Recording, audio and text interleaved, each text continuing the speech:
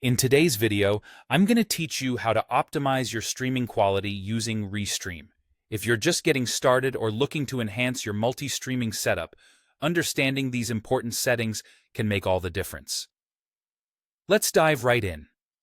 When using Restream, the bitrate is a crucial factor to consider.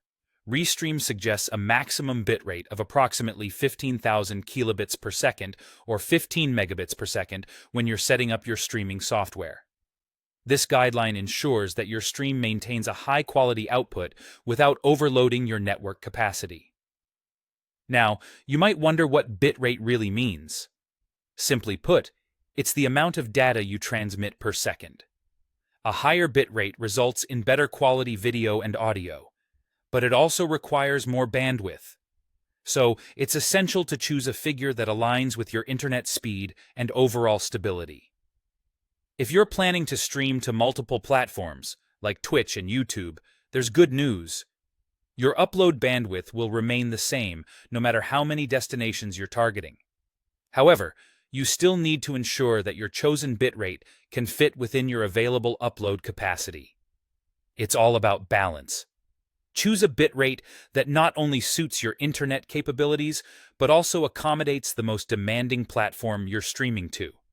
For instance, if you're streaming to both Twitch and YouTube at the same time, a bitrate of around 6,000 kilobits per second can be a safe choice. This number works well with Twitch's limitations while still allowing a good quality stream on YouTube. Moving on to the encoder settings, which are equally important for maintaining a smooth streaming experience. You'll want to set your rate control mode to CBR, or constant bitrate. This setting ensures that your video maintains a steady bitrate, which is crucial for avoiding quality fluctuations during your stream. Consistency here means fewer interruptions and a better viewing experience for your audience. Next, let's talk about the keyframe interval. You should set this to 2 seconds, as it's a common standard that's compatible with most streaming platforms. In essence, the keyframe interval dictates how often complete video frames are sent, allowing for smoother transitions and reducing the chance of glitchy playback. Finally, when it comes to codecs, the best choice for most setups is H.264. You can utilize either XS264 or a hardware encoder, depending on your system's capabilities.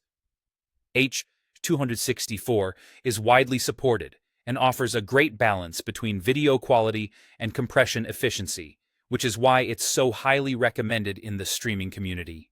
And that's it. Follow these guidelines, and you'll be well on your way to delivering high-quality streams that your audience will love. Happy streaming!